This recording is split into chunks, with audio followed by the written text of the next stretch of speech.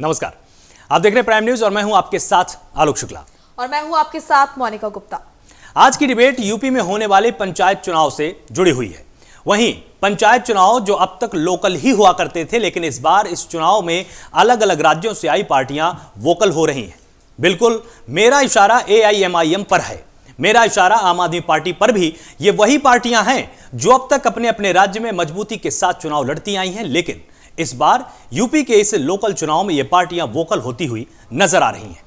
बिल्कुल, ये लोकल चुनाव है, यूपी में ग्राम पंचायत के चुनाव, वहीं चुनाव जिनमें अब तक सिर्फ राज्य के या आसपास के इलाके के लोग शामिल होते आए हैं, वो लोग जो सीधे गांव से जुड़े हुए हैं।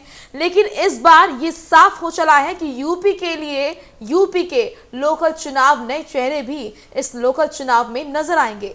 इसकी वजह भी समझिए। दरअसल पंचायत चुनाव का विधानसभा चुनाव के साथ जबरदस्त योग बन रहा है। यूपी में 2022 में होने वाले विधानसभा चुनाव आम आदमी पार्टी और AIMIM जैसी कई पार्टियां अपनी अपनी दावेदारी पेश करने वाली हैं इस चुनाव में, और वो भी पूरे जोर शोर के साथ। दूसरी तरफ इस बार होने वाली पंचायत चुनाव इन नई पार्टियों के लिए लिटमस टेस्ट की तरह है। हालांकि ओवैसी ने यूपी में पंचायत चुनाव के जरिए ही 2015 में एंट्री की थी, लेकिन 5 साल में सूबे का सियासी मिजाज काफी बदल चुका है। सत्ता पर बीजेपी के योगी आदित्यनाथ विराजमान है और इस बार ओवैसी को OP राजभर के रूप में एक नया साथी मिल चुका है। ओम प्रकाश राजभर की अगुवाई में छोटे और क्षेत्रीय दलों की भागीदारी से बने संकल्प मोर्चा में ओवैसी की पार्टी भी शामिल है। जाहिर है ओवैसी को काफी उम्मीदें होंगी। दूसरी तरफ दिल्ली में भरपूर बोलबाला रखने वाली आम आदमी पार्टी भी इस बार यूपी में विधानसभा चुनाव ही नहीं बल्कि यूपी के लोकल पंचायत चुनाव में उतरने के लिए तैयार है। दूसरी तरफ यूपी के मुख्यमंत्री योगी आदित्यनाथ ने साफ कर दिया है कि बीजेपी सिर्फ जिला पंचायत का चुनाव लड़ेगी, बाकी पदों पर कोई हस्तक्षेप नहीं किया जाएगा। इसके साथ ही सीएम ने यह भी कहा कि इसका यह भी मतलब नहीं है कि ग्राम पंचायतों में गलत लोग चुनकर चले जाएं, बल्कि कोशिश यह रहेगी कि ग्राम पंचायतों में अच्छे लोग चुनकर आ जाएं। ये लोग बीजेपी से भावनात्मक लगाव रखें। इसका मतलब यह है कि ग्राम पंचायत के चुनाव में बीजेपी सीधे तो नहीं उतरेगी, लेकिन उसकी नजर चुनाव पर लगातार बनी रहेगी। इस सब के बीच सवाल ये उठता है कि इस बार के पंचायत चुनाव नई और पुरानी पार्टियों के बीच कितने अलग अलग रहने वाली है, और इसी पर अगले 1 घंटे तक हम चर्चा करेंगे, निष्कर्ष निकालने की कोशिश करेंगे कि आखिर इस बार जो पंचायत चुनाव है किस तरह से अलग और किस तरीके से अहम होते हुए नजर आ रहे हैं, क्योंकि तमाम पार्टियां इसमें पुरजोर तरीके से और जोर शोर से अपनी तैयारियां कर रही हैं पंचायत चुनाव के लिए। चाहे वो आम आदमी पार्टी हो या फिर असदुद्दीन ओवैसी हो या फिर ओम प्रकाश राजभर, तमाम पार्टियां, तमाम दल अपनी अपनी तैयारी के साथ यहां पर तैयार बैठे हैं। बिल्कुल, और इसमें मोनिका ये भी देखने वाली बात होगी कि जिस तरह से आम आदमी पार्टी ने भी ऐलान कर दिया कि हम पंचायत के चुनाव भी लड़ेंगे, हम विधानसभा के चुनाव भी लड़ेंगे, तो ये देखना बहुत ज्यादा दिलचस्प होगा कि जो आम आदमी पार्टी का दिल्ली मॉडल है, क्या उत्तर प्रदेश की जनता उसका स्वागत करती है या नहीं करती है। और जो सबसे बड़ी चुनौती आम आदमी पार्टी के सामने यहां पर आने वाली है, वो ये भी आने वाली है कि जिला के स्तर पर उसका संगठन अभी उतना मजबूत नहीं है जितना कि समाजवादी पार्टी का है, बसपा का है, भाजपा का है और कांग्रेस का है।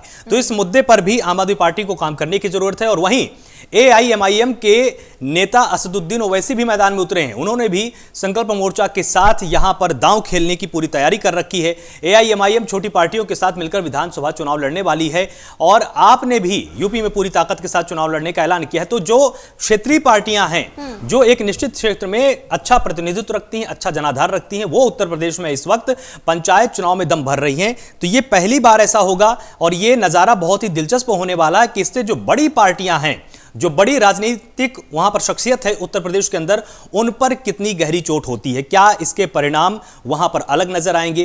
क्या कुछ पार्टियां वोट कटुआ पार्टियों के रूप में सामने आएंगी? और जो समीकरण बनाए हैं समाजवादी पार्टी ने, बहुजन समाज पार्टी ने और भाजपा ने अब तक, क्या उस समीकरण को भी सेंध लगाई जा सकेगी क्या? बिल्कुल, और ये भी बात समझने की ज़रूरत है जिस तरीके से ये देखा जा रहा है कि तमाम जो पार्टियां हैं, चाहे वो आम आदमी पार्टी हो या फिर AIMIM की पार्टी हो, ओम प्रकाश राजभर हो, ये तमाम पार्टियां, क्या इनकी पकड़ इतनी ज़्यादा है अपने अपने इलाकों में, अपने अपने क्षेत्रों में, अपने अपने शहरों में? इन तमाम दलों ने, इन तमाम पार्टियों ने अच्छी पकड़ बनाई है, लेकिन यहाँ पर उत्तर प्रदेश क्योंकि एक बड़ा राज्य है, ऐसे में क्या इनके लिए मैन पावर है, पर्याप्त है? क्योंकि देखना यह है जिस तरीके से उत्तर प्रदेश में भारतीय जनता पार्टी की अगर हम खासकर बात करें तो जिस तरीके से पकड़ यहाँ पर बनाई गई है तमाम क्षेत्रों में, गांव में, पंचायतों में, उस तरह की पकड़ अन्य पार्टियों की नहीं है। अगर बात करें समाजवादी पार्टी की और तमाम वो पार्टी जो जिला स्तर पर और पंचायतों की अगर हम बात करें गांव के स्तर पर वो पकड़ रखती हैं, लेकिन ये जो नई पार्टियां अब दमखम दिखाने के लिए तैयार हैं, ये कितना अब अपना कमाल दिखा पाएंगी इस पंचायत चुनाव में? बिल्कुल, और 2022 में क्योंकि उत्तर प्रदेश में विधानसभा के चुनाव भी हैं, तो ये पंचायत चुनाव एक तरह से लिटमस टेस्ट का भी काम करने वाली है। इसमें देखा जाएगा कि आखिर जो वोट प्रतिशत है वो किस पार्टी की तरफ हस्तांतरित हुआ है। क्या AIMIM और आम आदमी पार्टी के मैदान में उतरने से बीजेपी पर कुछ बड़ा फर्क पड़ेगा, यह भी देखने वाली बात होगी। और इस पर विशेष चर्चा के लिए हमारे साथ एक गेस्ट का पैनल पूरा जुड़ा हुआ है। विजय खेरा, प्रवक्ता बीजेपी, हमारे साथ जुड़े हुए हैं। बहुत बहुत स्वागत है आपका प्राइम न्यूज पर। हमारे साथ कपिल श्रीवास्तव हैं, प्रवक्ता सपा है, आपका बहुत बहुत स्वागत है। विनोद सिंह, नेता कांग्रेस, डॉक्टर रियाज सैफी, प्रदेश महासचिव AIMIM से हमारे साथ जुड़े हुए, आप दोनों का बहुत बहुत स्वागत है। और डॉक्टर सुनील कौशिक, वरिष्ठ पत्रकार के तौर पर मेरे साथ स्टूडियो में इस वक्त मौजूद हैं। तो सबसे पहला सवाल विजय जी आपसे ही, जो राजनीतिक यहां पर तमाम समीकरण बन रहे हैं, आपको क्या लगता है कि आम आदमी पार्टी AIMIM के चीफ असदुद्दीन ओवैसी के पहुंचने से, संकल्प मोर्चे के गठन करने से आपको नुकसान हो सकता है कि आपको फायदा होगा? ओवैसी साहब यहाँ पर विधानसभा का चुनाव लड़ने की रिहर्सल करने के लिए आए हैं।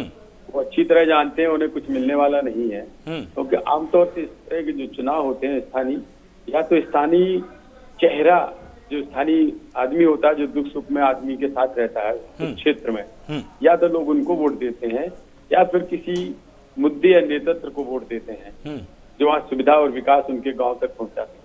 अब दोनों में उनका तो रिकॉर्ड वैसे ही जीरो है।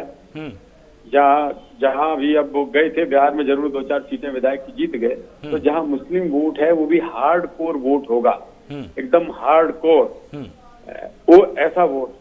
तो वो हार्डकोर वोट चाहे इनको मिल जाए, चाहे उनको मिल जाए, चाहे वो 3 लोगों में सापा ले जाए, चाहे कोई ले जाए, तो इन लोगों के वो वोट जाने से जहाँ क्षेत्र में, स्थानीय क्षेत्र मतलब में मुस्लिम विजय जी अभी से ही आप ये मानकर चल रहे हैं कि जो मुस्लिम वोटर है वो हमको वोट नहीं देने वाला है? हार्डकोर मैंने बोला है, हार्डकोर शब्द इस्तेमाल कीजिएगा। मतलब जो बिल्कुल ही हार्डकोर का हिंदी तो नहीं यहाँ बोलेंगे। बीजेपी से जो मतलब संतुष्ट नहीं रहते हैं, कहने का मतलब ये हुआ? नहीं, जो बिल्कुल एक विचारधारा से ही चलते हैं एकदम तय करके कि हमको यही है, तो वो उनकी बात मैं कर रहा हूँ। बाकी मुस्लिम का तो इतना दिल जीत लिया है नरेंद्र मोदी जी ने, क्योंकि जो कुछ भी आज सुविधाएं दी गई हैं, शौचालय, मकान से लेके गैस तक या सड़कों तक, उसमें कोई हिंदू मुस्लिम का भेदभाव नहीं रखा गया। और ये तस्वीर अभी बंगाल में सामने भी आई, 1-2 नहीं 20 मुस्लिम लोगों ने कहा हम तो मोदी जी के भक्त हो गए हैं, क्योंकि उन्होंने मेरा घर बनवा दिया, मेरा शौचालय बनाया। यानी मदीनापुर तक में जहाँ मुस्लिम वहां तक मोदी जी का नाम चल गया मुस्लिम। तो ये तो बात अलग है। लेकिन जो कुछ हार्डकोर होते हैं ना, वो या तो सापा में चले जाएंगे या कांग्रेस में, उसमें सापा और कांग्रेस ने मिलकर देख लिया सापा और कांग्रेस में क्या दुर्गति हुई है इनकी। यानी दुर्गति नहीं, दुर्गति मोस्ट, ऐतिहासिक दुर्गति हो गई। वो भी नीचे खत्म, वो भी नीचे खत्म। ठीक है डॉक्टर रियाज सैफी, आपका मैं रुख करूंगी। जैसा कि विजय खेरा जी ने कहा, खासकर असदुद्दीन ओवैसी जी के लिए कहा है कि यहाँ पर ये सिर्फ रिहर्सल के लिए आ रहे हैं, इनको पता है कि यहाँ पर कोई परिणाम अच्छे आने वाले नहीं है, लेकिन एक रिहर्सल हो जाएगी विधानसभा चुनाव के लिए। जी मोनिका जी, जहाँ तक विजय खेड़ा जी का सवाल है, विजय खेड़ा जी बड़े सीनियर पैनलिस्ट हैं, मैं इनकी इज्जत करता हूँ। लेकिन जहां तक ओवैसी साहब के बारे में ये बोल रहे हैं, अभी ओवैसी साहब ने 2 दिन पहले उत्तर प्रदेश में रिहर्सल किया है। आपने देखा हजारों और लाखों लोग उन्हें देखने आ गए, और साथ में ओम प्रकाश राजभर भी थे, जो संकल्प मोर्चे के जो है कन्वीनर हैं, दोनों साथ थे। और ओवैसी साहब का इतनी जगह स्वागत हुआ, अति दलित, अति पिछड़ा बड़ी तादाद में उत्तर प्रदेश में ओवैसी साहब के साथ जुड़ चुका है। जो हमारा संकल्प मोर्चा बन रहा है उसमें 9 पार्टियां हैं, 9 दल हैं। डॉक्टर रियाज, क्या वो खास फॉर्मेट आपके पास है कि जनता आपका रुख करेगी? कौन सा वो खास फॉर्मेट है आपके पास? जी मैं वही बताना चाह रहा हूँ। जनता इस टाइम भाजपा तो बहुत परेशान है, भाजपा की सरकार से, चाहे वो केंद्र में हो चाहे उत्तर प्रदेश में। अभी आप देख रहे हैं बॉर्डर पे, दिल्ली बॉर्डर पे लाखों किसान पड़ा है। भाजपा उसके बारे में कोई नहीं सोच रही है, वो चुनाव के बारे में सोच रही है। बीजेपी की जो कथनी और कटनी में जमीन आसमान का फर्क है। उत्तर प्रदेश के हालात देख लो, आए दिन बलात्कार हो रहे हैं। बेटी बचाओ और बेटी पढ़ाओ को जो नारा था नहीं, लेकिन डॉक्टर रियाज सैफी, अगर धरातल पर हम प्रैक्टिकली अगर बात करें तो आपका नेटवर्क देखिए इतना अच्छा तो है नहीं प्रदेश में। अगर हम बात करें मैन पावर की भी कमी है और यहाँ पर नेटवर्क भी आपका बड़ा नहीं है, तो किस बिना पर कैसे आप कह रहे हैं कि नहीं आपका रुख करेगी जनता? ठीक है, भारतीय जनता पार्टी संतुष्ट है, लेकिन आपके पास क्या है इस पर? मैं उसी पर आ रहा हूँ मैडम। उत्तर प्रदेश में AIMIM ऐसा कोई जनपद नहीं है जहाँ संगठन नहीं हो MIM। ठीक है। और दूसरी बात, जो मुस्लिम समाज को, खासकर जो अल्पसंख्यक समाज को आज तक सपा बसपा कांग्रेस और RJD और JDU जैसे दलों ने छलाया ना पिछले 73 साल से, कि इन लोगों ने हमारे लिए कोई काम नहीं किया, लेकिन सिर्फ हम वोट बैंक के रूप में इस्तेमाल किया है। तो मुसलमानों बीजेपी आ जाएगी, हमें वोट दे दो। इन्होंने वोट डालो, कोई अंग्रेजी वाला जो अंग्रेज करते थे वही काम किया है ना आज तक। ठीक है, हमारे साथ कपीश जी जुड़े हुए। कपीश जी, जिस तरह से डॉक्टर रियाज का यह कहना है कि कोई भी पार्टी रही उसने हमारे लिए ठीक से काम नहीं किया, लेकिन समाजवादी पार्टी तो लगातार दावा करती है कि हमने मुस्लिमों के लिए अच्छा काम किया है, और ये भी आवाज कहीं ना कहीं धीरे धीरे प्रदेश में उठ रही है कि असदुद्दीन ओवैसी की एंट्री इसलिए हुई है ताकि समाजवादी पार्टी का जो एक निश्चित वोटर है उसमें सेंध लगाई जा सके। देखिए, बहुत स्पष्ट सी बात आपको बता दें कि समाजवादी पार्टी ने किसी एक धर्म जाति विशेष के लिए कोई काम नहीं किया। समाजवादी पार्टी ने समूचे उत्तर प्रदेश के निवासियों के लिए काम किया है। उसमें हमारे अल्पसंख्यक बंधु भी आते हैं, बिल्कुल हमने उनके लिए भी काम किया। और अगर हमने उर्दू शिक्षकों की नियुक्ति की, उनको अनुदान पे लेने का काम किया, उनके विद्यालयों को लेने का काम किया, मदरसों को लेने का काम किया, तो हमने संस्कृत विद्यालयों के लिए भी वही काम किया। इसलिए हमारे ऊपर ये कहना कि केवल हम लोगों ने तुष्टीकरण की राजनीति की या तुष्टीकरण का विकास किया, क्योंकि बहुत सीधी सी बात है, अगर हमने लैपटॉप बांटे थे तो सबके घर में गए। अगर हमने किसान विद्याधन, हमने कन्या विद्याधन दिया तो सबके पास गए। 54 लाख समाजवादी पेंशन अगर विधवाओं और महिलाओं को दी गई और किसानों को अलग से दी गई, उनको पेंशन 500 रुपए की, तो वो सभी को दी गई, वो किसी एक वर्ग के लिए नहीं। मेट्रो बना और आगरा और यमुना एक्सप्रेसवे और ये सारी चीजें, आगरा एक्सप्रेसवे बनी, पूर्वांचल के लिए एक्सप्रेसवे, और एकाना जो स्टेडियम हमने बनाया, जो पुलिस हेडक्वार्टर बनाया, ये तमाम चीजें जो हमने बनाई है, ये बताइए ना किसी एक वर्ग विशेष के लिए बनाया हो तो कहीं। देखिए, हमारी तो सीधी एक सोच है कि विश्व बंधुत्व की भावना होना चाहिए, सारे धर्मों में एका होना चाहिए, और सारे धर्म, मजहब और जाति के लोगों को मिलकर के देश के लिए काम करना चाहिए। और समता मूलक समाज की स्थापना के लिए ही 1992 में समाजवादी पार्टी बनी थी, और हम अपने उसी विचारधाराओं को लेकर आज तक चल। अब रह गई बात इस चीज की कि ओवैसी साहब की पार्टी आई है, तो ओवैसी साहब की पार्टी 2017 में भी आई थी और उन्होंने खलीलाबाद से चुनाव भी लड़वाया था। लेकिन मैं आपको स्पष्ट बताऊं, ये लोकतांत्रिक अधिकार है किसी भी दल का कि वो किसी भी प्रदेश के अंदर जा सकता है, वो अपने प्रत्याशी खड़ा कर सकता है, इसमें वेलकम करना चाहिए, चाहे वो कोई भी पार्टी हो। अब ये बात अलग है कि अगर किसी का अंदरूनी कोई एजेंडा हो और कोई सांसद किसी पार्टी का, सांसद जी, महाराज जी, अगर उस चीज को लेके सामने आ रहे हो, तो जनता उस पर विश्वास करेगी और विचार करेगी कि आखिर क्या बात है, इन लोगों का क्या तालमेल है। क्योंकि साक्षी जी ने तो स्पष्ट कर दिया कि बंगाल के अंदर, उत्तर प्रदेश के अंदर वो उसी तरीके से खड़ा करेंगे। डॉक्टर रियाज, आपके पास आते हैं। जैसा कि उन्होंने बिहार में खड़ा किया और उनको फंडिंग दी थी, तो वो बात साक्षी जी से जरूर पूछी जानी चाहिए। ठीक है। साक्षी महाराज का आपने यहाँ पर जिक्र किया है कि डॉक्टर रियाज, साक्षी महाराज ने बिल्कुल साफ एक बहुत ही बड़ा बयान दिया है। उन्होंने साफ तौर पर एक बात कही है कि असदुद्दीन ओवैसी ने हमारा बिहार में भी साथ दिया और अब यूपी में भी हमारा साथ देंगे। तो क्या पहले से ही राजनीतिक समीकरण आपने मिलजुल कर आपने बैठ के सेट कर लिया है क्या कि हमको जाकर उत्तर प्रदेश में क्या करना है? और क्या बिहार में आपकी सेटिंग थी क्या बीजेपी के साथ, जैसा साक्षी महाराज बता रहे हैं? नहीं, साक्षी महाराज जी को लेकर मैं बात करनी चाह रहा था। अभी आपने देखा होगा 2006 में उत्तर प्रदेश में साक्षी महाराज को समाजवादी पार्टी ने राज्यसभा सांसद नियुक्त किया था, आपको याद हो तो। और माननीय कल्याण सिंह जो पूर्व मुख्यमंत्री रहे थे उत्तर प्रदेश के, साक्षी मुलायम सिंह यादव और कल्याण सिंह गले मिले, दोनों लोकसभा में चुनाव लड़े साथ साथ, आपको ये भी याद हो। जिन कल्याण सिंह के कस्टडी में बाबरी मस्जिद ढाई गई, बाबरी मस्जिद शहीद हुई, उसी कल्याण सिंह से मुलायम सिंह यादव जी हाथ मिलाते हैं। तो ये मुसलमानों के विचारों को फुटा रखा नहीं है। इन्होंने क्या किया है? और जहां तक अभी हम समाजवादी पार्टी के जो पैनलिस्ट बोल रहे थे, तो उत्तर प्रदेश में मुसलमानों के लिए ये किया, मुसलमानों को समाजवादी पार्टी ने कुछ नहीं दिया, सिर्फ वोट लेने का काम किया है। सरकारी नौकरी में कितनी हिस्सेदारी दी है इन्होंने बताया है। आज यहाँ तो बड़ी तादाद में सरकारी नौकरी में है, जब समाज सभा की गवर्नमेंट आती है तो यहाँ पर बढ़ती होता है, मुसलमान 2% सरकारी नौकरी में है। हमें हिस्सेदारी चाहिए, हमें गुलामी नहीं चाहिए, भीख नहीं चाहिए। नहीं तो मतलब साक्षी महाराज सच बोल रहे हैं कि आखिर झूठ बोल रहे हैं, इस बात पर तो कुछ आप बोल दीजिए। नहीं, साक्षी महाराज और अखिलेश और मुलायम सिंह यादव का पुराना मामला है। अखिलेश जी परेशान हो गए, परसों में बनारस में था, ओवैसी जी के साथ था मैं बनारस में। ओवैसी जी को जैसे रिसीव किया, उसके 10 मिनट बाद अखिलेश जी वहां पहुंचते बनारस एयरपोर्ट में और बाइट देते हैं पत्रकारों को, और वो कहते हैं बीजेपी का एजेंडा है। ठीक है, ये बीजेपी का एजेंडा नहीं है। अखिलेश जी, आपकी जमीन खिसक रही है उत्तर प्रदेश में, आप क्योंकि आपने साक्षी महाराज से संबंध बहुत पुराने हैं, तो साक्षी महाराज को आपने बोल दिया कि एक स्टेटमेंट दे दो ऐसा, तो स्टेटमेंट दे दिया साक्षी महाराज ने, किसी की जबान थोड़ी बंद की जाती है।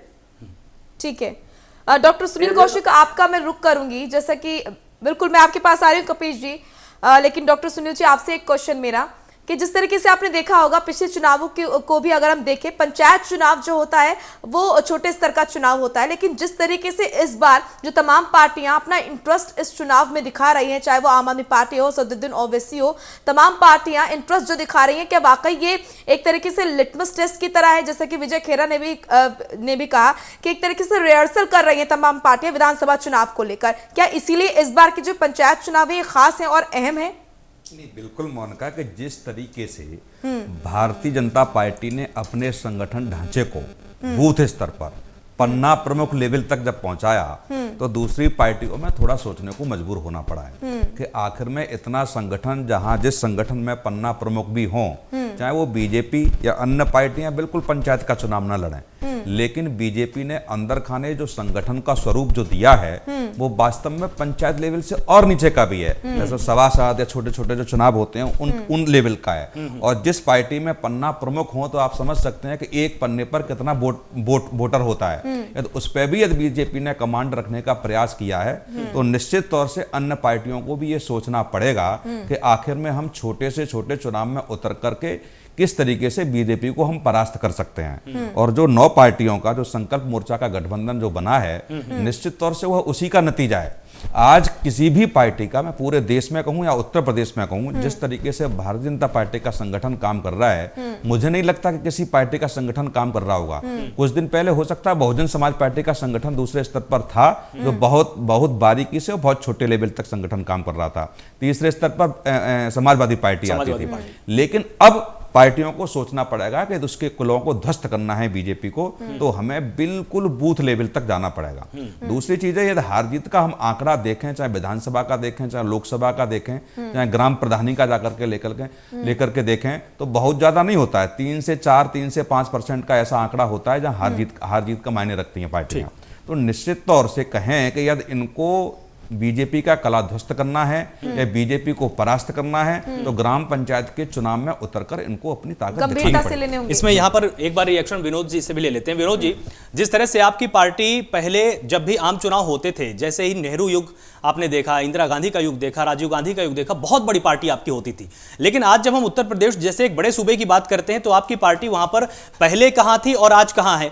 आज आप देखेंगे तो वहां पर जो छोटा से छोटा चुनाव होता है, उसमें कांग्रेस ना तो प्रचार करती है, ना तो उसमें अपना प्रसार करती है और ना ही दिखती है। आपकी तैयारियां कितनी हैं? जी, सभी पैनलिस्ट ने अपने अपने तरीके से तर्क रखे, लेकिन मैं आपको बता दूं, इस कोरोना काल में जिस प्रकार पूरा देश और खासकर उत्तर प्रदेश के साथ सौतेला व्यवहार भारतीय जनता पार्टी के द्वारा हुआ है, हर वो श्रमजीवी परिवार जो पलायन को विवश था, अपनी स्थितियों के साथ, अपने दर्द के साथ उसने प्रण किया है, जब भी कोई मौका चुनाव के रूप में पवित्र मिलेगा तो इनका माकूल जवाब दिया जाएगा। और कौन किसकी ए टीम है, बी टीम है, मैं उस डिटेल में नहीं जाना चाहता। नहीं जाइए डिटेल में, क्योंकि अब तो जरूरी है ना। सरकार का नहीं विनोद जी, जाइए डिटेल में, क्योंकि अभी आवाज नहीं उठाएंगे तो फिर कब उठाएंगे? ये सवाल जनता बनाम बी टीम सी टीम का है। ये सवाल जनता बनाम जनता की लड़ाई को घुमाने गुमराह करने का है। मैं बता दूं, उत्तर प्रदेश की जनता ने देखा है, पूरे देश की जनता ने देखा है किस प्रकार भारतीय जनता पार्टी की दमनकारी नीतियों के तहत अगर कोई एक आवाज, एक स्वर लोकतंत्र में लोकस्वर बनने का काम किया तो कांग्रेस पार्टी, कांग्रेस के नेताओं ने किया। आज भी उत्तर प्रदेश में संघर्ष की स्थिति देखते हैं। हमारे प्रदेश अध्यक्ष लगातार 100 बार से ज्यादा उसको प्रदेश सरकार की जुल्मी सरकार ने जेल भेजने का काम किया है। वो क्यों जेल भेजती है? क्योंकि वो लोगों की आवाज बनने का काम करते हैं, सरकार से जवाबदेही सुनिश्चित करने की मांग करते हैं। तो देश की जनता के हृदय में, और मैं आपको बता दूं, जब जनता मन बना लेती है ना, तो कोई संगठन, कोई पन्ना प्रमुख, कोई जुमला प्रमुख, कोई काम नहीं आता है। और मैं आपको बता दूं, ये आने वाले भारत के लिए निर्णायक चुनाव होगा। ये दशा और दिशा तय करेगा पूरे देश की। उत्तर प्रदेश की जनता को आप विवेक शून्य ना समझें। ये जुमलेबाजी के कुचक्र से बाहर आने के मन में है। और 2022 का चुनाव, आपकी बात बिल्कुल सही है। ये निर्णायक चुनाव आपकी बात बिल्कुल सही है कि जनता अपना जब मन बना लेती है तो किसी से भी सिंहासन खाली करा सकती है। आपने अपना मन कितना बनाया है कि आपको कुर्सी पर बैठना है? भारतीय जनता पार्टी से सीधी लड़ाई कांग्रेस की लड़ाई होगी आगामी विधानसभा चुनाव में, या जो भी चुनाव होंगे। कि मतलब हर मोर्चे पर आप तैयार हैं, भले ही कोई गठबंधन के लिए आगे आए चाहे ना आए। आर पार की लड़ाई है, ये हम जनता की लड़ाई लड़ रहे हैं। लेकिन विनोद जी, उसके लिए प्रैक्टिकली चीजें दिखना भी जरूरी है ना। प्रैक्टिकली तो कुछ दिख ही नहीं रहा, आप दिख ही नहीं रहे हैं। मैडम, प्रैक्टिकली आप सब आश्चर्यचकित हो जाएंगे, सशंकित हो जाएंगे। हम लोगों के हृदय में लोगों की लड़ाई, मैं बता रहा हूँ, हमारा प्रदेश नेतृत्व लगातार, आपने देखा राष्ट्रीय नेतृत्व, प्रदेश नेतृत्व सड़कों पर कौन है? ठीक, लगातार ये लोग केवल एक ही विजय जी, बयानबाजी करने का काम विजय जी, जिस तरह से इन्होंने एक बहुत ही जरूरी बात बोली कि भारतीय जनता पार्टी दमनकारी नीतियों को लगातार पूरे प्रदेश में लागू कर रही है, इनका ये आरोप कितना सही है आप पर कि इनका ये कहना है कि हम जब भी आवाज उठाते हैं आप विपक्ष को आवाज उठाने नहीं देते हैं? एक्चुअली एक तो हम इनका जवाब दे देंगे, लेकिन मैं ये कह रहा हूँ, मुझे तो 4 लोगों का जवाब देना है, थोड़ा समय दीजिएगा, एक मीटिंग दीजिएगा, ओबीसी का भी देना, आपका भी देना, सपा का भी और कांग्रेस का भी।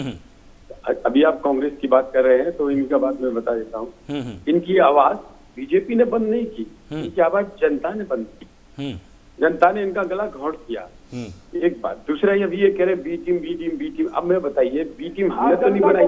अपमानित करिए अपने साथ। मुझे बोलने दीजिए, ये आपकी गंदी आदत छोड़ दो, एक गंदी आदत बंद करो। एक प्राइम न्यूज पे होता है, अभी आपका बाजा बजने वाला है ना। अनुभवी होकर मैं आपका सम्मान करता हूँ। विनोद जी सुन लीजिए एक बार। विनोद जी एक बार सुन लीजिए पहले उनके जवाब को एक बार सुन लीजिए, पूरा मौका आपको भी मिलेगा। मेरी बात सुनो, जवाब दो। मैं नहीं दे सकता। सुन लीजिए ना पहले एक बार, विनोद जी एक बार सुन लीजिए पहले। विनोद जी, जब आप बोल रहे तो खेरा जी नहीं बोल रहे थे, तो आप वो तो सुन रहे थे ना, सुनना चाहिए उनको। सुन लीजिए एक बार, धैर्य रखिए, थोड़ा सा धैर्य समझ रखिए, आएगा, समय आपको भी पूरा मिलेगा। 1 मिनट विजय जी, आप अपनी बात पूरी कीजिए। के लिए फिट है ही नहीं, आप अपनी बात पूरी कीजिए। बात सुनिए, अब ये बी टीम की बात कर रहे हैं बार बार। अब हमने तो नहीं कहा कि कांग्रेस को लल्लू यादव की बी टीम बन जाओ, हमने तो नहीं कहा कि सपा की बी टीम बन जाओ, हमने तो नहीं कहा कि जाके शिवसेना की बी टीम बन जाओ। यानी पिछला कूद तुम बन गए और बी टीम दुनिया को बना रहे हो भैया। अब मैं तीसरी बात बता देता हूँ, आप ये बता दीजिएगा, हमने तो कांग्रेस के संगठन बर्बाद नहीं किए। युवक कांग्रेस गायब है, महिला कांग्रेस गायब है, इंटेक का पता ही नहीं राष्ट्रीय अध्यक्ष कौन है, सेवा दल का राष्ट्रीय अध्यक्ष कौन है, किसी को पता नहीं। 15-10 साल में एक कार्यक्रम नहीं कर पाए कांग्रेस पार्टी वाले। दूसरों का क्यों दोष देते हो भैया? अब तीसरी बात, अभी सापा वाले ये कह रहे थे, कोई कह रहा था कि वो ओबीसी वाले, बड़ी भीड़ जुड़ रही है। अरे बड़ी भीड़ तो राहुल गांधी, प्रियंका जी से ज्यादा कहीं जुड़ी ही नहीं थी। और जब वोट निकले तो पट्टा साफ था, 10% सीटें लोकसभा में पा नहीं पाए, उत्तर प्रदेश में साफ हो गए। तो ये अपने आप को खत्म कर रहे हैं, कोई दूसरा थोड़ा ही कर रहा। कांग्रेस का नेतृत्व कमजोर हो गया, इनके पास पॉलिसी नहीं है। एक बिल का लोकसभा में समर्थन करते हैं, उसी बिल का राज्यसभा में विरोध कर देते हैं। ये तो नहीं किया हमने। अब ओबीसी का जहां तक सवाल है, ओबीसी साहब डॉक्टर आ रहे हैं आपके पास ही आएंगे। ओबीसी साहब के लिए इतना ही काफी है कि उन्होंने जो डिवीजन करने की कोशिश की हिंदू मुस्लिम में, उनके भाई ने, अकबर ओबीसी ने ये बोला था कि अभी तो हम 25 करोड़ हैं, तब ये हालत कर दी हमने, जब हम 40 करोड़ हो जाएंगे तब बताएंगे। ऐसे बहुत सारे बयान हैं भारतीय जनता पार्टी के, बहुत सारे बयान है ना। ऐसे बयान देते हैं। साक्षी महाराज ने भी जाने क्या बोला चाहिए, साक्षी महाराज ने भी जाने क्या बोला हुआ है, उसी पर करना चाहिए। ये बयान हिंदू मुस्लिम को बिल्कुल डिवाइड करने का, नहीं तो साक्षी महाराज ने भी जाने क्या बोला है, प्रज्ञा नहीं बोलना चाहिए।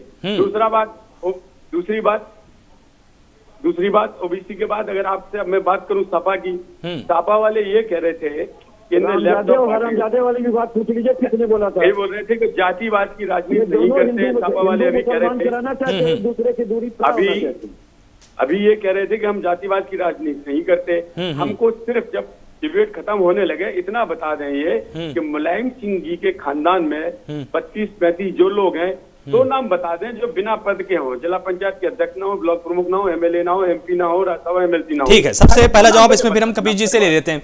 कपिश जी, बड़ा आरोप लगाया है यहाँ पर विजय जी ने, इनका कहना है कि समाजवादी पार्टी लगातार परिवारवाद की राजनीति करती है, कहती है अपने आप को समाजवादी है, लेकिन परिवारवाद की राजनीति करती है और जातिवाद की राजनीति में सबसे ऊपर है। आलोक जी, सबसे पहली चीज तो ये है कि परिवारवाद इनसे ज्यादा कहाँ है। इनके यहाँ तो सारे लीडरों के बच्चे उसी में समाहित हैं। और एक अगर लालजी टंडन जाते हैं तो आशुतोष टंडन जी आ जाते हैं। अरे सुनो पहले भैया, सुन लीजिए विजय जी, सुन लीजिए। नहीं तो आपको भी हम सिखा देंगे। तो आपकी शैली मुझे समझ में नहीं आती है। कोई भी बोलता, विजय जी सुन लीजिए ना, आप भी सुन लीजिए एक बार। अभी आपको तुम सलाम कर दे तो सारी सफेद बाल काले हो जाएंगे। नहीं मैं तो कह रहा हूँ, सुन लीजिए विजय जी, सुन लीजिए एक बार। कायदा कानून आपका नहीं, अपराधी आपकी पार्टी है, कायदा कानून की बात करो मुझसे। आप उम्र में बड़े विजय जी, अब एक बार जवाब सुन लीजिए ना आप भी। मत कीजिएगा। मैं इसीलिए कह रहा हूँ कि जैसा रास्ता आप दिखाएंगे उसी पे हम चल देंगे। आप बोलिए, आपका अनुसरण कर लूंगा। तुमको तो हाथी चलता रहेगा। अब मैं सीधी बात ये कहना चाहता हूँ कि देखिए, वो लोग महा झूठे हैं और माँ भारती के सीने में चाकू मार रहे हैं। जो लोकतंत्र में बैठ करके जहाँ जनता निर्वाचित करती हो वहाँ परिवारवाद का तोहमत लगाते हो। इनसे बड़ा धोखा देने वाला कोई नहीं है। जो राम राज के नाम पर रामा राज स्थापित करने वाले लोग हैं, जो जातीय हिंसा भड़काने वाले लोग हैं, जो धार्मिक हिंसा भड़काने वाले लोग हैं, वो इनसे बड़े कोई नहीं है। अभी ये ओवैसी साहब को कहेंगे, ओवैसी साहब की पार्टी इनको कहेगी, तो दोनों लोगों का मजीरा शुरू। मैंने तो एक बात कही थी, हमने सोचा था कि डॉक्टर रियाज साहब जो हैं कम से कम पॉइंटेड बातें करेंगे। हमने तो उन पर कुछ कहा भी नहीं था। हमने तो बात सिर्फ की थी कि साक्षी जी महाराज ये बात कह रहे हैं। आ रहे हैं डॉक्टर रियाज आपके पास। बयान जारी किया आलोक जी, उन्होंने वही बयान जारी किया जो भारतीय जनता पार्टी हमें तमाम मंचों से जारी करती रहती है। तो उनका अनुसरण करें, हमें कोई रोक टोक नहीं, क्योंकि हम तो विकासवादी सोच के साथ जा रहे हैं। हमको हिंदू मुसलमान सबका वोट चाहिए, हमको किसी एक धर्म का नहीं, हमको विकास के नाम पर चाहिए। और दूसरी बात आपको हम बता दें कि अभी हमारे जो वरिष्ठ पत्रकार महोदय हैं उन्होंने बताया कि भारतीय जनता पार्टी का संगठन जो है वो पन्ने पर है। तो बिल्कुल सही बात है कि उनका जो पूरा संगठन है वो पन्ने पर है। और जो मिसकाल से सबसे बड़ी, नहीं पूरी बात आने दीजिए, वो पूरे वो विश्व की सबसे बड़ी पार्टी भी इसीलिए है कि मिसकॉल से बने हुए हैं। फंड जरूर उन्होंने 6 साल में, जो 70 साल में इतने दिनों तक 65-55 साल राज करके कांग्रेस नहीं कर पाई और किराए पे अपनी चला रही है चीजें, या हम लोग चला रहे हैं। ये आज 300 जगहों पर अपने क्षेत्रीय कार्यालय बनाए हैं और 4200 करोड़ रुपए का इन्होंने अपना मुख्य कार्यालय 7 सितारा बनाया है। वो इन्होंने जरूर किया है। अब मैं बता दूं कि उत्तर प्रदेश में बूथों पर डॉक्टर सुनील कौशिक मेरे साथ चले, मैं उनको अपने जिले और महानगर के अंदर हर बूथों की कमेटी की उनको रूपरेखा दिखाता हूँ। डबल कमेटियां है मेरी, एक एक गांव तक है। अभी आप देखिए, थोड़ा सा भी आंदोलन के लिए हम लोग निकलते हैं तो रास्ते में गिरफ्तार कर लिया जाता है। अगर हम किसान घेरा लगाने चलते हैं तो हमको रास्ते में गिरफ्तार कर लिया जाता है। में जो है नजर बंद ठीक है कपिल जी, ये प्रमाण। डॉक्टर रियाज बहुत देर से कुछ कहना चाह रहे। डॉक्टर रियाज आप बोलिए, फिर उसके बाद मैं डॉक्टर सुनील जी आपसे भी एक क्वेश्चन लूंगी। मैं समाजवादी पार्टी के जो अपने साथी है, अभी उन्होंने कुछ बात रखी, मैं उनसे ये कहना चाहता हूँ, अगर आप लोगों को हमारी फिक्र होती, आज उत्तर प्रदेश के ये हालात नहीं होते, आज उत्तर प्रदेश में भाजपा नहीं होती। आप लोगों ने रोकने का काम किया, मुस्लिम समाज का वोट लेने का काम किया कि मुसलमानों हमें वोट दो, बीजेपी को हम ही रोक सकते हैं, बीजेपी नहीं आएगी। अब वहां ओवैसी तो लड़े नहीं थे, लोकसभा चुनाव में 2 सीट लड़े ओवैसी का, दोनों सीट जीत गए। बाकी उत्तर प्रदेश में 17 सीट लड़े थे, वो वही था। डॉक्टर रियाज, पहले चुनाव में लड़े थे। डॉक्टर रियाज, डॉक्टर रियाज, आपकी इस लाइन का क्या मतलब है कि अगर आप सब लोगों ने ठीक से कदम उठाए होते तो आज भाजपा नहीं होती उत्तर प्रदेश में? डॉक्टर रियाज, इस लाइन का एक बार आप यहाँ पर एक बार पूरा मतलब स्पष्ट कर दीजिए कि इस लाइन का क्या मतलब है कि आज बीजेपी उत्तर प्रदेश में नहीं होती। जिस तरह कांग्रेस का पतन हुआ है, कांग्रेस ने जिस तरह सभी समाजों को नजरअंदाज किया है और ये इतनी सारी पार्टियां बन गई, उसी तरीके से समाजवादी पार्टी ने भी नजरअंदाज किया, मुस्लिम समाज का वोट लेने का काम किया है। आज आजम खां की कोई सुनने वाला नहीं है। आजम खां कद्दावर नेता है समाजवादी पार्टी के, और आजम खां जेल में पड़े पूरे परिवार सहित। और अखिलेश यादव जी का बयान था, एक पत्रकार महोदय ने पूछ लिया कि अखिलेश यादव जी ने आजम खां के बारे में क्या कहना है, तो बोले आप अभी छोटे पत्रकार हो, आपको पता नहीं है। इसका मतलब इनकी भाजपा से साठगांठ है, योगी जी से साठगांठ कर रखी है इन लोगों ने। आजम खां को बलि का बकरा बना दिया इन्होंने, मुस्लिम समाज के साथ बहुत बड़ा काम किया है।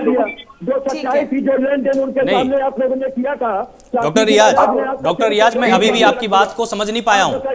आप जो बोल रहे थे अभी कि बीजेपी आज उत्तर प्रदेश में ना होती, इसका क्या मतलब है? समाजवादी पार्टी और बीजेपी, समाजवादी और बीजेपी दोनों एक ही नहीं, चुन के आई है ना, वो भी जनता ने वोट दिया है ना, तानाशाही तरीके से तो आई नहीं है ना बीजेपी। अभी आपने देखा होगा लोकसभा 2006 का जो लोकसभा कार्यकाल जब खत्म हो रहा था, तो इनके आदरणीय मुलायम सिंह यादव जी लोकसभा में थे, उन्होंने बयान दिया था, मैं चाहता हूं एक बार फिर बीजेपी आए और माननीय मोदी जी प्रधानमंत्री बने। आपको याद होगा, सारे देश ने देखा था। तो ये तो चाहते थे मोदी जी प्रधानमंत्री बने। ऐसा तो उन्होंने मनमोहन सिंह के लिए भी कहा था, ऐसा तो उन्होंने एच डी देवगौड़ा के लिए भी कहा था संसद में। आपको याद नहीं है साहब चाहिए कि मुलायम सिंह यादव ने एच डी देवगौड़ा के लिए भी यही बात बोली थी? मेरी बात सुनो, मुझे याद है सब कुछ। अभी आपने देखा जैसे सरकार योगी जी की बनी, सबसे पहले मुलायम सिंह और अखिलेश मंच पे थे, और मुलायम क्या नाम है आपका, मोदी जी के कान में मुलायम सिंह जी ने क्या कहा, ये सबको पता है क्या नहीं कहा। ये तो एक दूसरे के दो पहलू है, भाजपा और सपा। डॉक्टर रियाज, इससे जुड़ा हुआ एक बहुत ही जरूरी तथ्य है। ठीक है डॉक्टर, ठीक है, डॉक्टर रियाज आपके पास आएंगे। डॉक्टर सुनील, आपसे मेरा एक सवाल ये है कि जिस तरीके से आप देख रहे हैं इस बार पंचायत चुनाव, इस बार जो पंचायत चुनाव है उत्तर प्रदेश में, ये और खास इसलिए हो गए हैं। कपिल जी एक सेकंड आ रही हूँ आपके पास, ये इसलिए और खास हो गए हैं क्योंकि तमाम जो पार्टियां हैं वो काफी दिलचस्पी दिखा रही हैं, रिहर्सल के तौर पर देख रही हैं। तो ऐसे में क्या समीकरण आप देख रहे हैं इस बार पंचायत चुनाव में, क्या माहौल दिखाई देगा इस बार? देखो, जो छोटी छोटी पार्टियां हैं, मुझे लगता है कि सीट के बंटवारों को लेकर के कहीं ना कहीं इनमें घमासान होगा। और जहां तक पंचायत चुनाव में उतरने के बाद ऐसा लगता है कि जो अपने अपने क्षेत्र में अपनी अपनी ताकत दिखाने का जो प्रयास करेंगे, वो सीधी सीधी चीज़ें निकल के आ जाएंगी कि वास्तव में कौन आगे और कौन पीछे है। और मैं 2 दशक पहले की बात करूं, यदि उत्तर प्रदेश में, तो निश्चित तौर से मुलायम सिंह को मुल्ला मुलायम सिंह कहते थे। जितना मुस्लिम वोट या तो समाजवादी पार्टी को मिला है, मुझे लगता है कि दूसरे नंबर पर बहुजन समाज पार्टी की तरफ डाइवर्ट हुआ है। लेकिन हमेशा समाजवादी पार्टी को मुस्लिम वोट रहा है। निश्चित तौर से यादव और मुसलमान वोट का जो गठजोड़ था वो सारे लोग जानते हैं। लेकिन यदि AIM निकल के ओवैसी साहब यदि आते हैं उत्तर प्रदेश में, या 3 से 4-5% भी मुस्लिम वोट काटने में कामयाब हो गए, तो बीजेपी को फायदा होने वाला है। दूसरी, यदि आप पार्टी मेरा खुद का कहने का मतलब है कि आप पार्टी अलग से चुनाव लड़ती है, यदि इस गठबंधन में नहीं जाती है, तो लगता है कि ठाकुर और ब्राह्मण वोट काटने में कामयाब रहेगी। और यदि आप पार्टी इस गठबंधन में जाती है, तो मुझे लगता है कि सवर्ण वोट उनकी तरफ नहीं जाएगा। ये आप पार्टी को सोचना पड़ेगा, क्योंकि सवर्ण वोट जो है वो निश्चित तौर से डैमेज, जो जिस तरीके से आरोप ब्राह्मणों पर लगते रहे हैं उत्तर प्रदेश में, और जिस तरीके से हत्याएं हुई हैं, यदि हम पूरे 1 साल का रिकॉर्ड निकाल के देखें, तो मुझे लगता है कि 100 से ज़्यादा ब्राह्मणों की जो हत्याएं हुई, चाहे वो क्रिमिनल सही, किसी भी टाइप के सही, लेकिन ये एक थोड़ा सा बनाए, माहौल बनाए। और जो आप पार्टी ने, आपने आम आदमी पार्टी का जिक्र किया है, तो ऐसे में मैं यहाँ पर कहना चाहूंगी कि ठाकुर नेता के नाम पर संजय सिंह ही एक नेता ऐसे हैं, बाकी बूथ लेवल पर उनके पास ज्यादा नेता नहीं है, ज्यादा कार्यकर्ता नहीं है, और मैन पावर की भी कमी है, वो नेटवर्क नहीं। तो ऐसे में आम आदमी पार्टी क्या वाकई कुछ कर पाएगी, क्या कमाल कर पाएगी, या सिर्फ यहाँ पर सिर्फ हल्ला मच रहा है? देखो, मन का माहौल बनाने में ज्यादा समय नहीं लगता है। यदि हम संगठन की बात करें, तो जब आप पार्टी दिल्ली में आई थी, तो मुझे नहीं लगता कि उनका बूथ और ग्राम मतलब बहुत नीचे के लेवल तक उनका संगठन था। लेकिन जब जनता साथ होती है, जनता का माहौल बनता है, तो ये इन्होंने 50 सीटें भी डैमेज कर दी किसी भी तरीके से, तो मुझे लगता है बीजेपी की सरकार नहीं बन पाएगी। तो ये मायने रखता है कि आप डैमेज कितना करते हैं। बिहार में आपने देखा होगा कि बहुत सी ऐसी सीटें 50 सीट के आसपास ऐसी रही हैं जहां 500 से 800, 2000, 2500, 3000 वोटों से हार जीत हुई है। कहीं कहीं तो 200 के आसपास की हार जीत हुई है। तो ये यदि विधानसभा में देखने को मिलता है कि AIM उतरती है, आप अलग से उतरती है और ये 9 पार्टियों का गठबंधन अलग से होता है, दूसरा सपा बसपा अलग से होती है, तो क्या फर्क पड़ने वाला है? क्या इन गठबंधन के साथ बहुजन समाज पार्टी, समाजवादी पार्टी जाएंगी या अलग से चुनाव लड़ेंगी? लेकिन मैं आप पार्टी का एनालिसिस कर लूं कि आप पार्टी यदि अलग से चुनाव लगती है तो मुझे लगता है कि ठाकुर ब्राह्मण वोट जो पीड़ित है वो निश्चित तौर से आप पार्टी की तरफ डाइवर्ट होगा। लेकिन यदि गठबंधन में जाती है आप पार्टी तो मुझे लगता है वो फिर वोट बीजेपी की तरफ ही वापस जाएगा, क्योंकि फिर उनको उम्मीद नहीं होगी कि हमें वास्तव में न्याय दिलवा पाएंगे कि नहीं न्याय दिलवा पाएंगे। विनोद जी, जिस तरह से कांग्रेस की पूरी भूमिका को लेकर भी प्रश्न चिन्ह तमाम खड़े हुए हैं, उस प्रश्न चिन्ह के बीच में एक सवाल आपसे यह भी है कि राहुल सिंह राष्ट्रीय राजनीति पर पूरी तरह से सक्रिय हैं। प्रियंका गांधी ने भी तमाम राज्यों की कमान अपने हाथों में संभाल रखी है और देश की जनता के एक बड़े भाग को यह भरोसा है कि राहुल गांधी और प्रियंका गांधी मिलकर कांग्रेस को संभाल सकते हैं। लेकिन जब बात तैयारियों की होती है तो ग्राम पंचायत चुनावों की भी अगर हम बात करें, आप किन मुद्दों पर जाएंगे जनता के बीच में, आपकी तैयारियां क्या हैं? अगर आप एक बार समझाएंगे तो हम भी यहां पर समझ पाएंगे कि आप स्थानीय स्तर पर काम कर रहे हैं कि आप काम नहीं कर रहे हैं।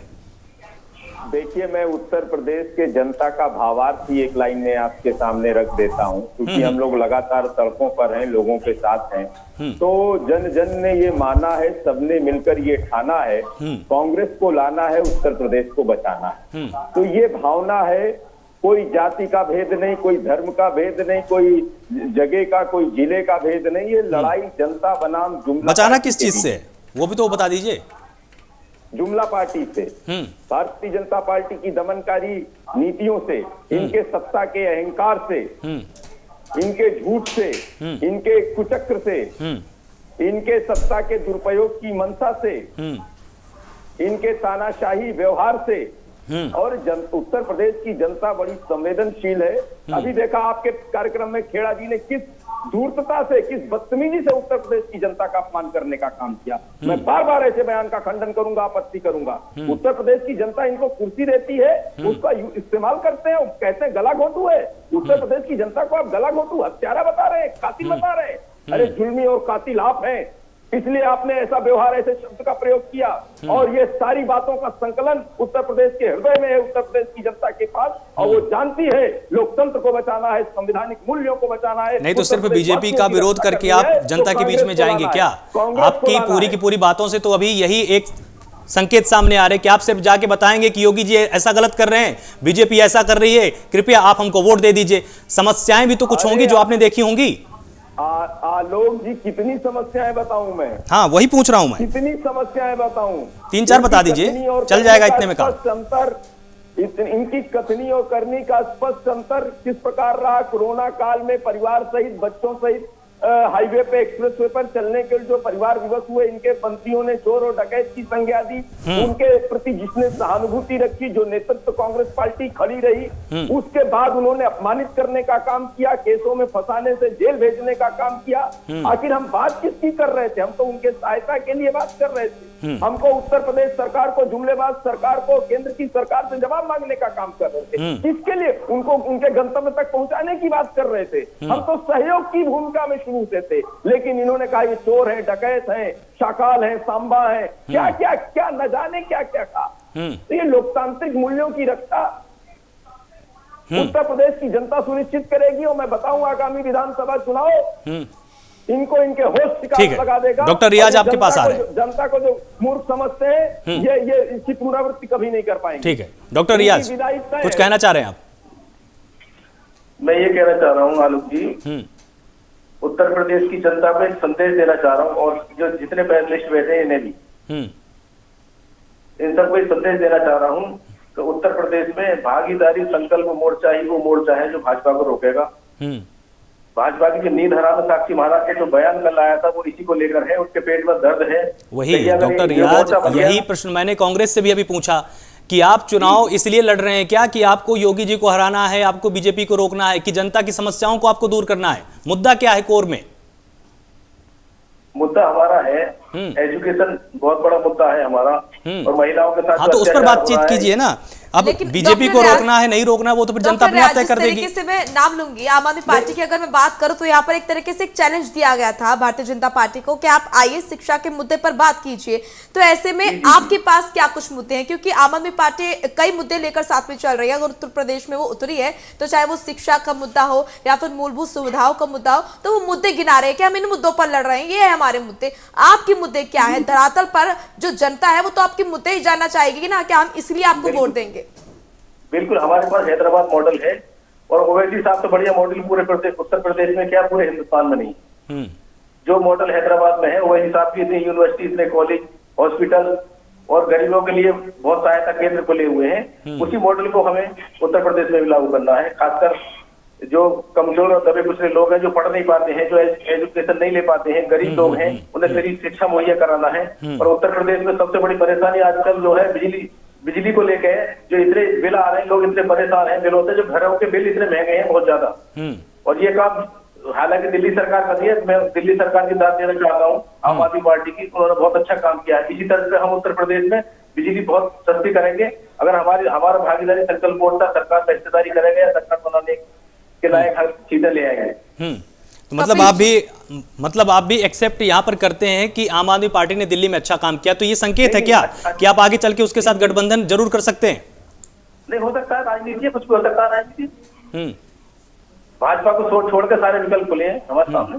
ठीक है विजय खेरा, जिस तरह से आपने सभी पैनलिस्ट को यहाँ पर ध्यान से सुना होगा, आपको क्या लगता है कि विरोध बीजेपी का ज्यादा होने वाला है कि आपने विकास के जो कार्य किए उन पर बातचीत होने वाली है, या जहां जहां पर आपसे कमियां रह गई हैं उसको लेकर विपक्ष आपको सीधे जनता के बीच में ले जाकर यह बताने वाला है कि बीजेपी यहां पर चूक गई है? मुद्दा क्या है?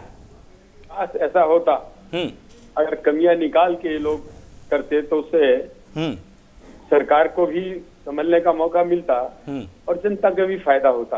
अगर इनको कहीं हमारी कमियां दिखाई देती है, विपक्ष सचमुच में तो कर्तव्य ही है, लेकिन वो कर्तव्य निभाते नहीं है ना। जो जनता के लिए अच्छे काम होते हैं उनको भी बुराई इसलिए करते हैं कि भाजपा सरकार ने किया, यहाँ तक कि आपके पास। इसके बाद अभी आपके प्रवक्ता बोल रहे थे, आप पार्टी का ये है जो सचमुच सच्ची बात बता रहा हूँ। हरियाणा में गए थे, बड़ी टीम टाम के साथ फेल होकर चले आए। केरला में इन्होंने सालों तैयारी की, एक सीट नहीं जीते। गोवा में गए थे, सालों साल पड़े रहे, पूरा अपना एडवर्टाइजमेंट का जितना बजट विज्ञापन का था दिल्ली का लगा दिया गोवा केरल में, वहां से साफ हो गई है। कहीं जम नहीं पाए। दिल्ली में भी ये हाल हुआ, नगर निगम के चुनाव हुए, तीनों निगम में साफ हो गए। दिल्ली में तो लेकिन फेविकोल का जोड़ हो गया ना इनका, तो हटाए से नहीं हट रहे हैं। अच्छा, दूसरा आप ये जो भी करे थे आप संजय सिंह ठाकुर ने, कहाँ से नेता होकर? ठाकुर तो हैं, नेता कहाँ से हो गए? विजय जी आप गलती तो नहीं कर रहे हैं उनको कमजोर समझकर? वो नेता है ही नहीं। आप पार्टी से हमारी लड़ाई है ही नहीं। लड़ाई होगी तो कांग्रेस से होगी, अगर हुई तो कांग्रेस का हालत ये है। अभी हमारे ऊपर चार्ज लगा रहे थे, क्या क्या बोला, यानी माँ बोलती है मौत का सौदागर और बेटा बोलता है चौकीदार चोर है। जनता ने जवाब दे दिया उसका। खुद तो भाग गया अमेठी की सीट छोड़कर। उज्जैनी सीट अभी तक कोई सोचता था नेहरू परिवार हजारों साल जीतेगी उन सीटों पे, कुछ सीटें बर्बाद कर दी जहाँ कांग्रेस का वर्चस्व सदा रहने वाला था। तो छोड़ के चले गए, हार गए। नेतृत्व में हो तो लड़ो, हार जीत तो लगी रहेगी, लेकिन कांग्रेस अगर लड़े तो कांग्रेस के साथ मुकाबला कभी होगा, है भी, केंद्र में भी है। लेकिन कांग्रेस लड़ती क्यों नहीं है? दूसरी पार्टियों के पीछे क्यों चली जाती है? पिछलग्गू बन के कांग्रेस ने अपने आप को सत्यानाश कर दिया। इसी उत्तर प्रदेश में कांग्रेस हमेशा मजबूत रही, भले 30 साल हारती रही, पर कांग्रेस था करता था जगह जगह। अब साफ आगे पिछलग्गू करके खत्म हो गई। अब इन्हें गाँव में नहीं मिलेगा आदमी। ये किया कांग्रेस ने अपने आप को, एक एक करके सारी पार्टियों का यही हाल है। ओबीसी जी वहां पर आए हैं आज, ठीक है, उन मुसलमानों को बेटा आप थोड़े बहुत बांट लेंगे, हिंदू मुस्लिम की लाइन आप खींचेंगे तो उससे आपको फायदा होने वाला नहीं है। लेकिन वो लेकिन मानेंगे नहीं। लेकिन यहीं पर साक्षी महाराज तो ये बोल रहे हैं ना कि ओवैसी ने हमारा बिहार में साथ दिया है, यूपी में भी साथ देंगे, तो वो तो आपके साथ ही है। साथ दिया नहीं है, ऐसा हो गया है। हमने आपसे बताया ना, जितना ये उसका विरोध करेंगे, हिंदू और मुस्लिम के बीच में लाइन खींचने की कोशिश करेंगे, तो जो एकदम कट्टर मुस्लिम मत दीजिए, भाग रहे हैं, आगे बढ़ेगा। खंडन कर रहे हैं कि आप नहीं कर रहे? फिर इसका बात कीजिए, और अभी क्या था, जितने लोग बोले सापा वाले की खुरखुरी नहीं रुकती नहीं है उनकी। तो आप सुन ही नहीं सकते किसी को, जो इसलिए कि सबसे वीक विकेट पे सापा है। ये बासापा के अगर नीचे ना आए तो कह देना मुझसे आप। बासापा ने अभी 10 सांसद ठीक है कपिश जी से मैं जवाब ले लेती हूँ। कपिश जी आप कहना चाहते थे, फिर डॉक्टर रियाज आपके पास भी आऊंगी। इसका जवाब दीजिए। अभी सांसद दे रहे हैं वो जवाब दे रहे हैं। ठीक है सुन लीजिए एक बार, कपिश जी को एक बार सुन लीजिए। बहुत सीधी सी बात यह है कि हम तो खेड़ा साहब के आशीर्वाद से बहुत प्रसन्न है कि हम बसपा के नीचे आए, क्योंकि हमको इनका यही आशीर्वाद चाहिए, इनसे दूसरे आशीर्वाद की उम्मीद नहीं है। क्योंकि उत्तर प्रदेश में ये अभी जो है AIM से लड़ रहे हैं, इनके लिए सबसे मुख्य पार्टी AIM है, ठीक है। वो साक्षी जी महाराज ने बता दिया, उस पर ये कुछ नहीं बता रहे हैं। और दूसरी चीज मैं ये कहना चाह रहा हूँ कि बिल्कुल विकास की लड़ाई लड़िए, मैं तो क्वालिटेटिव आर्गुमेंट करने के लिए तैयार हूँ। मैं पूछता हूँ कि खेड़ा साहब, आपने अभी अपने डिबेट में मुझसे ये पूछा, सबसे पैनलिस्ट से पूछा है कि सारी बातों को दरकिनार कर दो, हमारी सरकारों ने क्या कमी रखी है ये बताओ। तो हम बता रहे हैं, अब गिनना शुरू कर दो। बिल्कुल आपकी सरकार ने कहा था कि हम उत्तर प्रदेश में जब आएंगे या देश में आएंगे तो राम राज्य होगा, 0% भ्रष्टाचार के खिलाफ टॉलरेंस की नीति होगी। NCRB के आंकड़े बताते हैं कि उत्तर प्रदेश में अपराध 7.30% पहले से बढ़। दूसरी बात कहते हैं, राम राज्य का उदाहरण देते हैं, सबसे ज्यादा यौन अत्याचार उत्तर प्रदेश के अंदर हो रहा है, इसमें आपकी सरकार ने जरूर तमगा ले लिया है। तीसरी बात मैं करता हूं, जो हमारे आर्थिक भ्रष्टाचार थे उसमें 35% की बढ़ोतरी हो गई है 2014 से लेकर 2019 के बीच में। तो आपको इस पर जवाब देना होगा कि आखिर ये कैसे हुआ। अब मैं तीसरी बात करता हूं आपसे कि जो बेरोजगारी दर मनमोहन साहब छोड़ करके गए थे वो 2.47% थी। आप कोरोना काल के पहले ही 9% की बेरोजगारी दर लाए थे, जिसमें से 8.6% अर्बन थी और बाकी ग्रामीण थी 8.4%। अब मुझे आप बताइए, कोरोना काल के बाद ये आपने 40% बेरोजगारी दर पहुंचा दी, और आपने जो GDP जो कांग्रेस छोड़ करके गई थी वो लगभग 10% था, और अब आप जो है उसे -6.9% कर रहे हैं, और कोरोना काल से पहले ही -3% आ चुकी थी। विजय जी बोल रहे हैं कि आप झूठ बोल रहे हैं। कपिश जी, विजय जी का कहना है कि आप यहाँ पर झूठ बोल रहे हैं। तो पूछ लीजिए, आप निष्पक्ष से आप जज बनिए, और मैंने जो आर्गुमेंट किए इन पर इनसे पूछ लीजिए कि सही है कि नहीं। आपने 5 साल में कितनी नौकरी दी और हमने कितनी दी 4 साल में? देखिए ये बता ही नहीं रहे। अरे हमने तो कुछ नहीं दिया, इसलिए हटा दिए गए। आप भी हटेंगे क्या? हम तो 5.5 लाख नौकरी बकायदा सरकारी अनुभागों में दिए, जिसमें से 1,60,000 नौकरी आप अपने खाने में बता रहे हो। आप अच्छे आदमी हो, आपको सभी जानते हो। विनोद जी ठीक है कपिश जी, विनोद जी आपसे मेरा सवाल ये है, विजय खेड़ा जी ठीक है विजय जी आपके पास आऊंगी। कपिश जी विजय जी आ रहे हैं आपके पास आएंगे थोड़ी देर। कपिश जी, विनोद जी, विजय खेड़ा जी को आपने सुना होगा, उन्होंने कहा कि मुकाबला किसी से है नहीं, और अगर है तो कांग्रेस से, लेकिन कांग्रेस लड़ती ही नहीं, यही तो समस्या है, पिछलगू बन के रह जाती है, इसीलिए हार जाती है।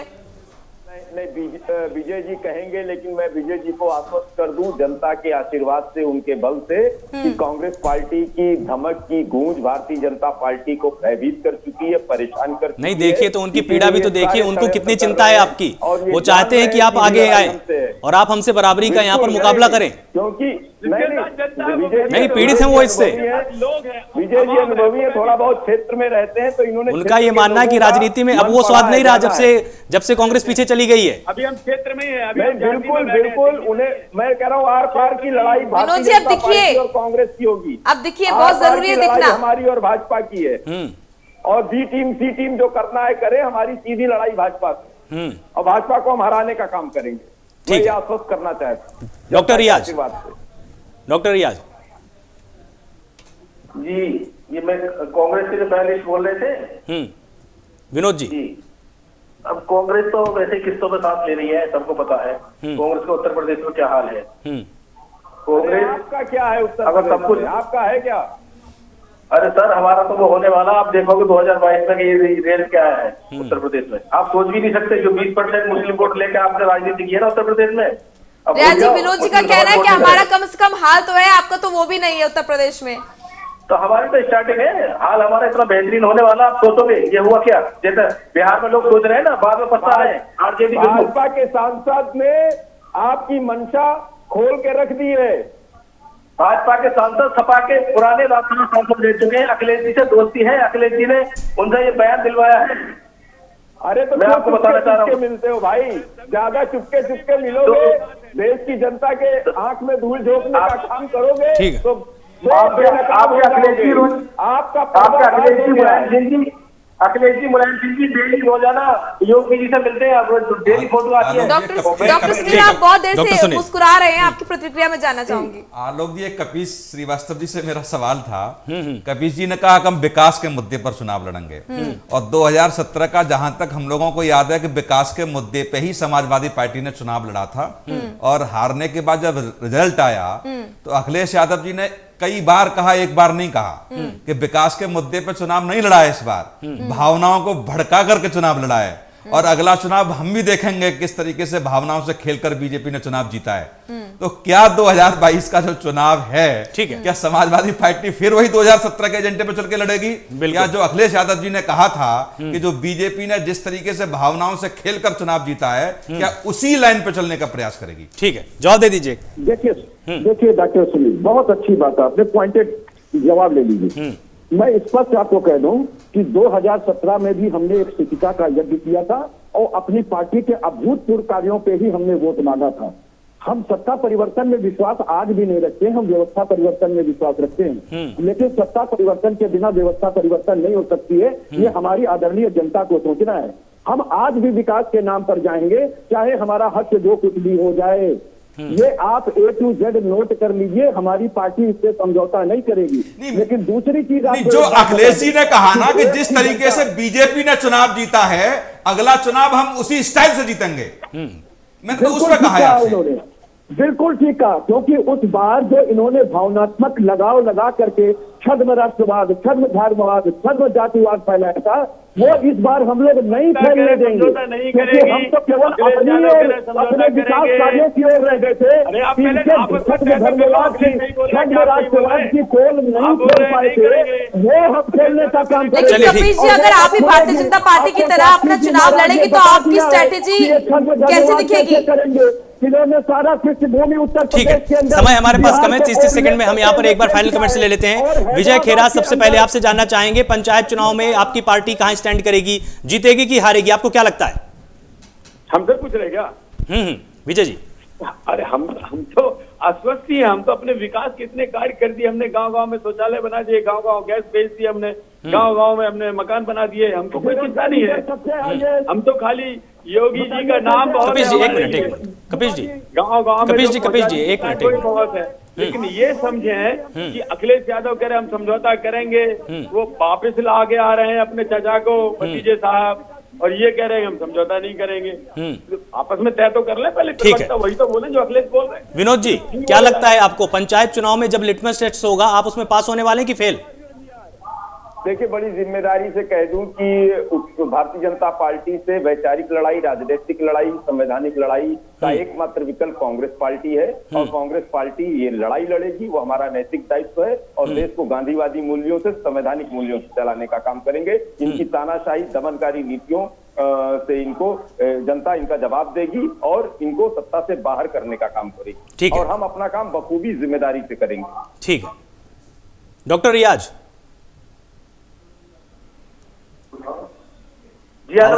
जी डॉक्टर रियाज, आपको क्या लगता है कि जब पंचायत चुनाव होंगे, आप पर भरोसा जनता करने वाली है या नहीं करने वाली? बिल्कुल, जनता पूरा भरोसा करेगी हम पे, और क्योंकि हम जनता के लिए बहुत काम कर रहे हैं, और जो भागीदारी चक्कर बोलना हो सकता है, ये चुनाव मिलकर लड़े। ठीक है, कपीश जी, आपकी तैयारियां पूरी हैं कि अभी तैयारियां अभी करनी बाकी हैं? देखिए, सीधी सी बात है, बूथ स्तर पे हमारी डबल कमेटी है, जिसकी बूथ पर पकड़ होगी, और क्योंकि सरकार ने जनता के लिए कुछ किया नहीं, हम उनके कामों को लेके जाएंगे, अपने पूर्ववर्ती कामों को लेके जाएंगे, और उस आधार पे हम कहते हैं कि हम जीत करेंगे। डॉक्टर सुनील, आपको क्या लगता है कि जनता यहां पर विकास देखकर वोट करने वाली है कि फिर से पार्टी के चुनाव चिन्ह को देखकर ही बटन दबाने वाली है? नहीं, देखो ये तो समय बताएगा, लेकिन मुझे लगता है कि जनता बहुत जागरूक है, देख लेती है सारा कि आगे किस पार्टी से क्या प्रदेश में बदलाव होने वाला है, और निश्चित तौर से सारी पार्टियां अपना अपना पक्ष रखेंगी। और ग्राम पंचायत चुनाव जो होगा ग्राम सभा लेवल का, उससे निश्चित तौर से विधानसभा का जो गठबंधन होने वाला है उस पर उसका फर्क जरूर पड़ेगा। जी, आप सभी मेहमानों का बहुत बहुत शुक्रिया हमारे साथ जुड़ने के लिए। आप सभी ने बहुत ही तार्किक यहाँ पर संवाद किया और ये बात बिल्कुल साफ हो गई कि भले ही ये लिटमस टेस्ट है, लेकिन इसमें जनता की भी परीक्षा होनी है कि वो विकास के नाम पर वोट देने वाली है, खामियों को देखकर वोट करने वाली है, या अभी भी जाति, धर्म और पार्टी चिन्ह को देखकर बटन दबाएगी। बिल्कुल। और पंचायत चुनाव में क्या समीकरण बनते हैं, कौन सी पार्टी क्या कमाल कर दिखाएगी, ये तो आने वाला वक्त ही बताएगा।